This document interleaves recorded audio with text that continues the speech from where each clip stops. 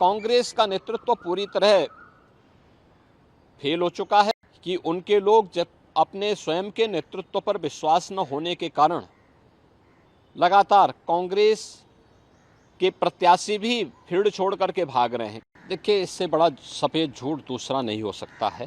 कांग्रेस का इतिहास बाबा साहब भीमराव अंबेडकर के द्वारा बनाए गए संविधान का गला घोंटने का रहा है। जनता का शासन जनता के लिए है, जन भावनाओं का सम्मान हो, ये कभी भी उसने प्रयास नहीं किया। इमरजेंसी तो देश की जनता आज भी नहीं भूली है, ये भी देश के संविधान का गला घोंटने जैसा था। देखिए, इससे बड़ा सफेद झूठ दूसरा नहीं हो सकता है। कांग्रेस, समाजवादी पार्टी और इंडी गठबंधन से जुड़े हुए जो दल हैं, इनके इतिहास के बारे में भी हर व्यक्ति जानता है।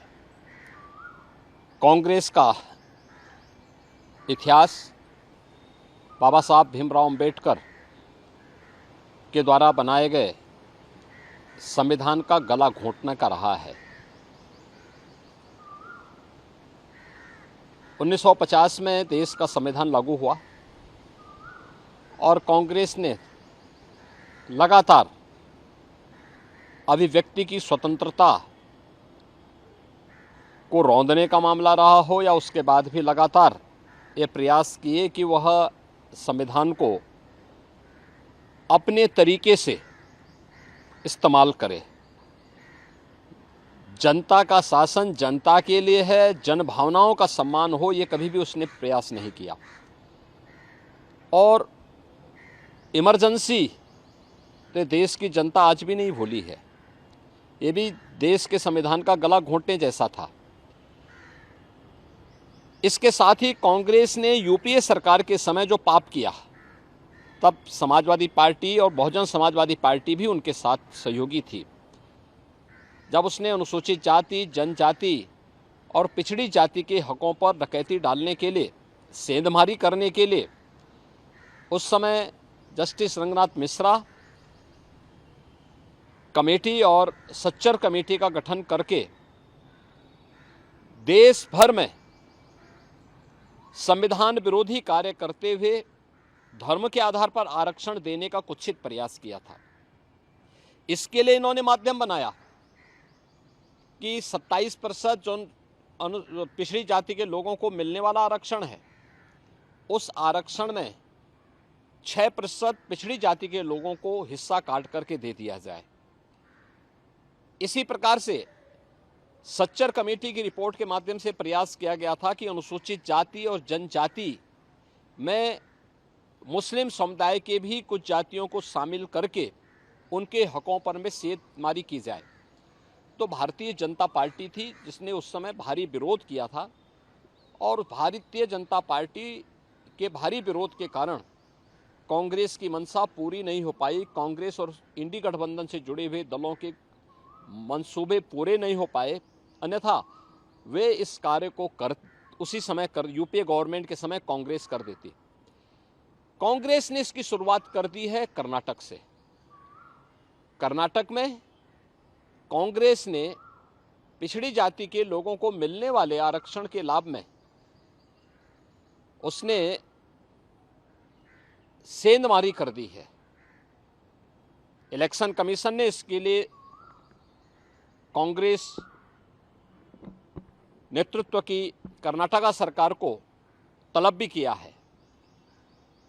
भारतीय जनता पार्टी बाबा साहब भीमराव अंबेडकर, भारत के संविधान निर्माताओं का पूरा सम्मान करती है और उनकी जो मंशा थी, उस मंशा के अनुरूप भारत के संविधान को सर्वोच्च मानते हुए अपने संवैधानिक दायित्वों का ईमानदारीपूर्वक निर्वहन करने की पक्षधर है। भारतीय जनता पार्टी ही एकमात्र पार्टी है जिसने बाबा साहब भीमराव अंबेडकर के मूल्यों और आदर्शों का पूरा सम्मान किया है, पंचतीर्थों का निर्माण किया है और 2025 का वर्ष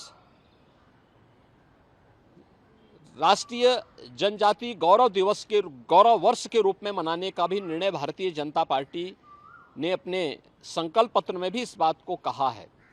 स्वाभाविक रूप से भारतीय जनता पार्टी धर्म के आधार पर किसी भी प्रकार के आरक्षण का विरोधी है, क्योंकि भारत का विभाजन धर्म के आधार पर हुआ था, मजहब के आधार पर हुआ था।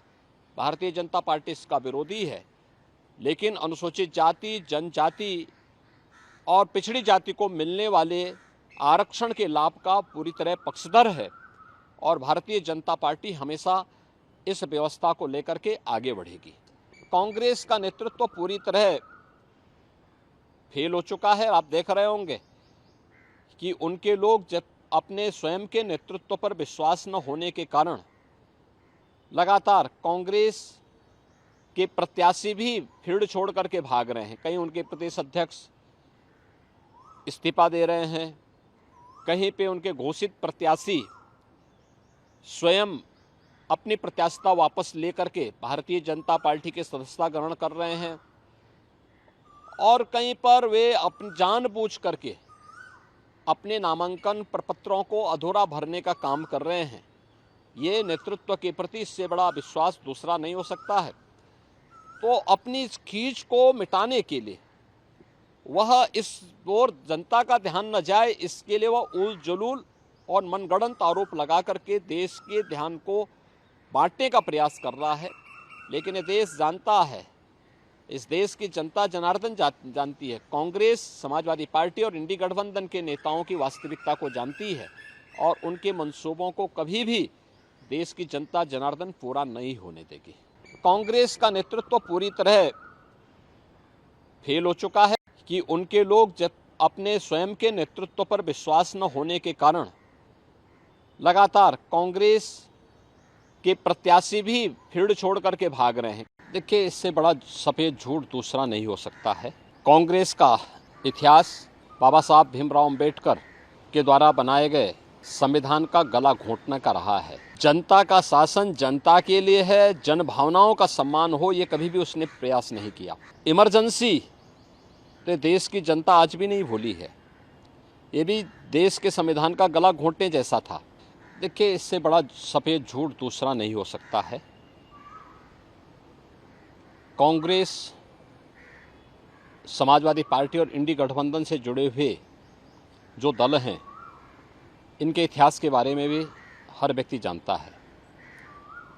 कांग्रेस का इतिहास बाबा साहब भीमराव अंबेडकर के द्वारा बनाए गए संविधान का गला घोंटने का रहा है। 1950 में देश का संविधान लागू हुआ और कांग्रेस ने लगातार अभिव्यक्ति की स्वतंत्रता को रौंदने का मामला रहा हो या उसके बाद भी लगातार ये प्रयास किए कि वह संविधान को अपने तरीके से इस्तेमाल करे। जनता का शासन जनता के लिए है, जन भावनाओं का सम्मान हो, ये कभी भी उसने प्रयास नहीं किया। और इमरजेंसी तो देश की जनता आज भी नहीं भूली है, ये भी देश के संविधान का गला घोंटने जैसा था। इसके साथ ही कांग्रेस ने यूपीए सरकार के समय जो पाप किया, तब समाजवादी पार्टी और बहुजन समाजवादी पार्टी भी उनके साथ सहयोगी थी। जब उसने अनुसूचित जाति, जनजाति और पिछड़ी जाति के हकों पर डकैती डालने के लिए, सेंधमारी करने के लिए उस समय जस्टिस रंगनाथ मिश्रा कमेटी और सच्चर कमेटी का गठन करके देश भर में संविधान विरोधी कार्य करते हुए धर्म के आधार पर आरक्षण देने का कुत्सित प्रयास किया था। इसके लिए इन्होंने माध्यम बनाया कि 27% जो पिछड़ी जाति के लोगों को मिलने वाला आरक्षण है, उस आरक्षण में 6% पिछड़ी जाति के लोगों को हिस्सा काट करके दे दिया जाए। इसी प्रकार से सच्चर कमेटी की रिपोर्ट के माध्यम से प्रयास किया गया था कि अनुसूचित जाति और जनजाति में मुस्लिम समुदाय के भी कुछ जातियों को शामिल करके उनके हकों पर में सेंधमारी की जाए।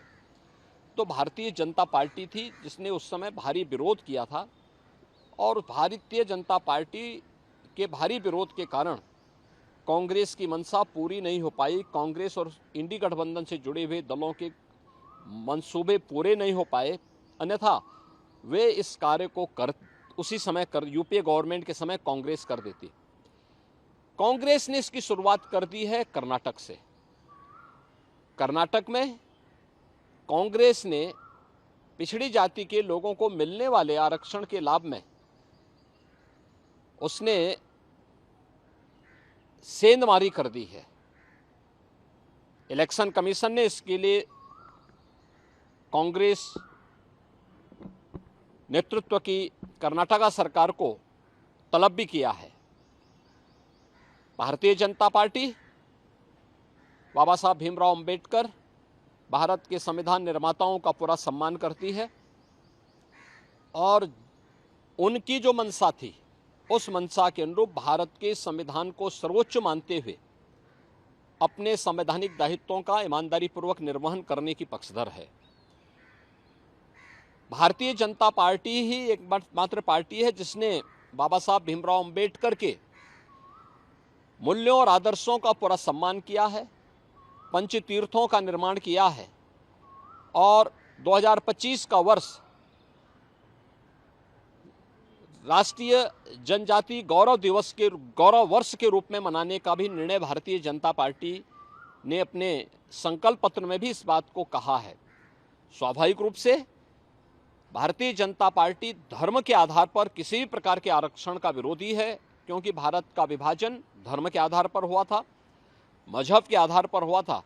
भारतीय जनता पार्टी इसका विरोधी है, लेकिन अनुसूचित जाति, जनजाति और पिछड़ी जाति को मिलने वाले आरक्षण के लाभ का पूरी तरह पक्षधर है और भारतीय जनता पार्टी हमेशा इस व्यवस्था को लेकर के आगे बढ़ेगी। कांग्रेस का नेतृत्व पूरी तरह फेल हो चुका है। आप देख रहे होंगे कि उनके लोग जब अपने स्वयं के नेतृत्व पर विश्वास न होने के कारण लगातार कांग्रेस के प्रत्याशी भी फील्ड छोड़ करके भाग रहे हैं। कहीं उनके प्रदेश अध्यक्ष इस्तीफा दे रहे हैं, कहीं पे उनके घोषित प्रत्याशी स्वयं अपनी प्रत्याशिता वापस लेकर के भारतीय जनता पार्टी के सदस्यता ग्रहण कर रहे हैं और कहीं पर वे जानबूझ करके अपने नामांकन प्रपत्रों को अधूरा भरने का काम कर रहे हैं। ये नेतृत्व के प्रति इससे बड़ा विश्वास दूसरा नहीं हो सकता है।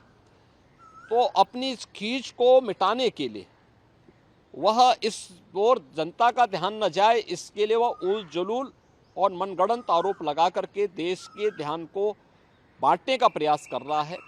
लेकिन ये देश जानता है, इस देश की जनता जनार्दन जानती है, कांग्रेस, समाजवादी पार्टी और इंडी गठबंधन के नेताओं की वास्तविकता को जानती है और उनके मंसूबों को कभी भी देश की जनता जनार्दन पूरा नहीं होने देगी।